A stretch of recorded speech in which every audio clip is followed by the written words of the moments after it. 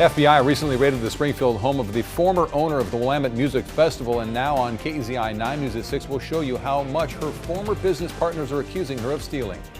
And the days of pre-registering for a vaccine are over. We'll show you the new vaccine timeline in Lane County with team coverage. And the Beltline in Eugene is frequently overburdened, and we'll show you if help is on the way in a live report as KEZI 9 News at 6 starts right now.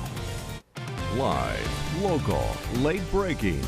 This is KEZI 9 News at 6. The former owner of the Willamette Country Music Festival appears to be in hot water. The Springfield home of Ann Hankins was raided by FBI agents last week. Thank you for joining us tonight. I'm Matt Templeman. And I'm Emma Jerome in for Renee tonight as KEZI 9 News reporter Jacob Roberts shows us. This comes as her former business partners are accusing her of defrauding them out of millions. Outside the home of Ann Hankins last Tuesday, cameras capture FBI agents searching the residence on a federal warrant. The search warrant remains sealed and the FBI isn't saying what they're after. But in the multi-million-dollar lawsuit filed last summer, Hankins was accused of lying and defrauding her corporate bosses out of millions of dollars. Media company Endeavor bought a controlling share from Hankins in the popular festival in 2013.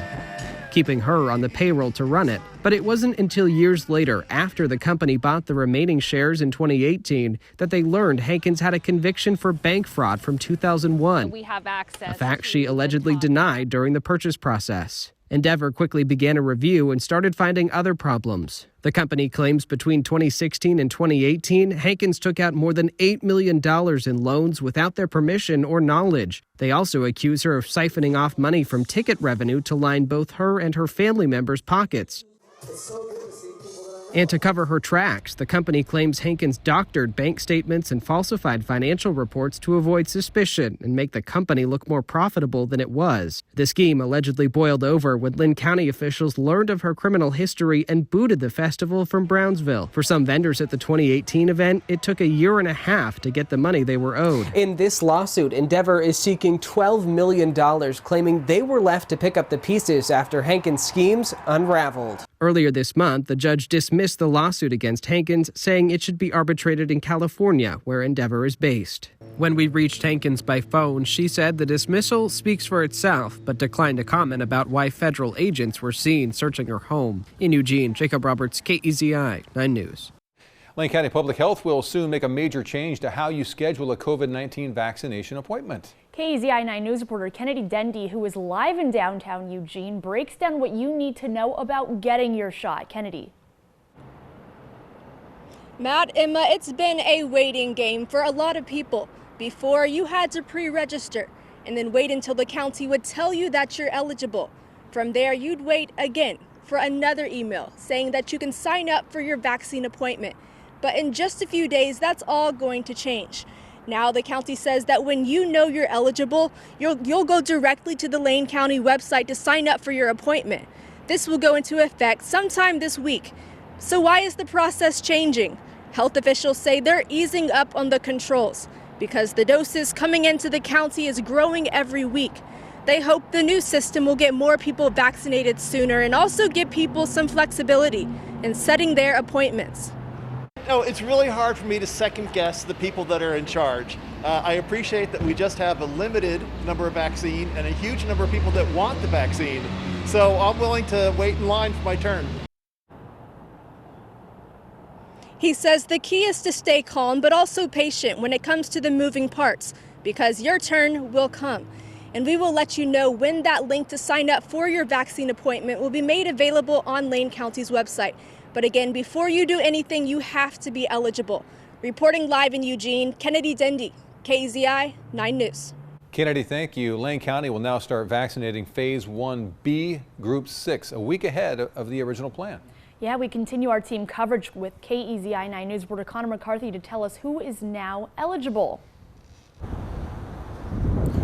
Well, Matt and Emma, Lane County Public Health had to quickly speed up their own plans after the governor announced last week about that sped up vaccine timeline. Now they say they're still working out logistics, but they'll be ready to start vaccinating Group 6 tomorrow. Group 6 includes those between 45 and 64 with one or more pre-existing conditions, wildfire victims, wildland firefighters, the unhoused, food processing workers, and agriculture workers. They are the second to last group in Phase 1B to be vaccinated. Public Health says they will continue to hold mass vaccination clinics for wildfire victims and employers who qualify for the vaccine. And Matt, Emma, we are getting closer to finally when the general public can start getting the vaccine. As we reported last week, frontline workers will be eligible starting April 19th to get the vaccine. Then on May 1st, the rest of the public can get their shot. Live in Eugene, Connor McCarthy, KEZI 9 News. Connor, thank you. Meantime, Benton County will move forward with vaccinating people in Group 6, which includes adults over the age of 45 with underlying health conditions. County says all previous eligible groups were offered the vaccine and they have provided, quote, adequate effort to administer it. Lane and Douglas counties are also moving forward. Meantime, Lynn and Coos counties are still in the process of vaccinating seniors. Nearly 20,000 Benton County residents have been vaccinated at Oregon State University's Research Stadium so far. This mass vaccination effort is a collaboration between Samaritan Health Services, OSU, and Benton County. Volunteers have been able to vaccinate between 400 and 1,900 people a day during each of the 14 clinics so far. Now, your first forecast with Chief Meteorologist Dylan Robichaud. We didn't see a lot of rain today, but we did have some sporadic showers, and I think that our rain chances will be ending very soon. Right now on the map, you'll notice that we still have some showers, but they're mostly inland. Coastal areas are sitting very dry right now. Let's go ahead and zoom in the map to near Sweet Home up here in Lynn County. You can see we got a couple cells, but again, these are just very localized downpours. You get a downpour, it lasts for 5 seconds and then it moves off. Down to the south from Pleasant Hill, right along Highway 58 to Oak Ridge, we're also seeing some steady rainfall here. Off to the west, though, changes are moving in tomorrow. This ridge of high pressure will keep us sunny and dry for one day. And then this cold front will bring rain showers back to western Oregon Wednesday evening and into Thursday morning. Stormcast shows that tonight things do clear out pretty nicely. We'll be looking at some stars tonight. By tomorrow morning, some patchy fog will be likely from Eugene right on down to Roseburg, and then blue skies expected as we head toward Tuesday afternoon. Now, as for tonight, at the coast, you'll be getting down to 39, a chilly night expected.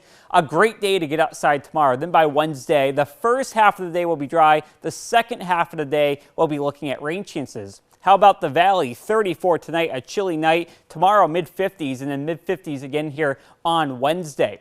Late week, though, we're looking at a very big warm-up in the temperature department. I'll talk about that in a few minutes. All right, Dylan, thank you. Up to 90,000 cars drive on the bridge on the Beltline that goes from Delta Highway to River Road. And as Eugene's population is growing over 1% each year, traffic jams are unavoidable. KEZI 9 News reporter Jaewon Jung joins us live after speaking with drivers and officials to find out more about plans to fix the area. Jaewon. Matt, Emma, the bridge you see behind me that goes past Willamette River to River Road was built in the 60s. In 2014, ODOT proposed a plan to improve safety and mitigate the traffic here. But as you can see behind me, no construction has taken place. ODOT tells me that there's simply no money. The project has a hefty price tag of $300 million. That's almost half of the annual highway budget. But drivers tell me that the area needs some work. Well, it's a nightmare, and it's always been a nightmare, but 4 o'clock on, it's usually at a standstill. Eugene's growing, and there's so many more housing developments being made around here in the North Gillum and River Road area. The traffic's only going to get more, in my opinion. And indeed, population is growing in the area. Since the last census, Eugene's population has grown by almost 13%. If ODOT begins construction on this project, they will add improvements to the interchange area, build new auxiliary lanes, and develop a new bridge. ODOT officials say this project will probably be completed in separate phases. Right now, it's still in the environmental study phase to look at impacts in the area. But the highway interchange project should be completed by the end of this year. Live in Eugene, Jaewon Jung, KEZI 9 News. All right, Jaewon, thank you very much. Boy, windy out there. The Oregon men's basketball team earlier today defeated Iowa 95-80 to advance to the Sweet 16 for the 8th time in program history. But this accomplishment didn't come without a few bumps along the way in the road. And KEZI 9 sports anchor Julian Minnesota is live in the studio with the details on the Ducks' wild ride. Julian, it's a fun one. Yeah, it surely is, Matt. This is Oregon's 5th time in the Sweet 16 under head coach Dana Altman, and this might be the toughest road to a Sweet 16 Altman has ever had. The Ducks had a number of key players injured throughout the year. This includes starting center N'Faly Dante, who is out for the rest of the season with a torn ACL. The team also had to endure multiple COVID-19 pauses, not to mention the Ducks' first-round game of the NCAA tournament was canceled due to COVID-19 issues within the VCU program, the original team they were supposed to play. But through it all, the Ducks handled the adversity and are in a familiar yet comfortable place, the Sweet 16. We lost N'Faly. We had two 9-day pauses where we didn't get nothing done in January. And the guys were resilient. They fought through it. They stayed together. Again, they put up with our coaching staff, with me, just constantly, hey, we got to get better. We got to get better. So I hope they feel good about what they've accomplished today and hopefully, what we can do moving forward. As for moving forward, Oregon will face the winner of Kansas and USC in the Sweet 16 on Sunday in Indianapolis. And coming up in sports in a little more than a half an hour or so, we'll break down the game and why the Ducks were so successful. Reporting live in the studio, Julian Minnesone, KEZI 9 Sports. All right, Julian, thank you. Very fun. Roseburg Public Schools Vice Board Chair Steve Patterson has resigned from his position as of today. Patterson served on the Roseburg School Board for 11 years. In an open letter to the community, he said he resigned due to an increase in work-related travel. He was already expecting to miss a significant amount of board meetings from now until the official end of his term in June. Roseburg Education Association President Cameron Pope says Patterson was a champion for teachers and students in the district.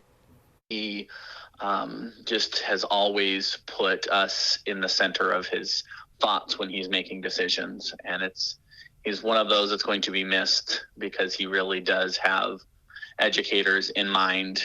District staff say the school board will officially announce the vacant position at their next board meeting on April 14th and the process of selecting a new member.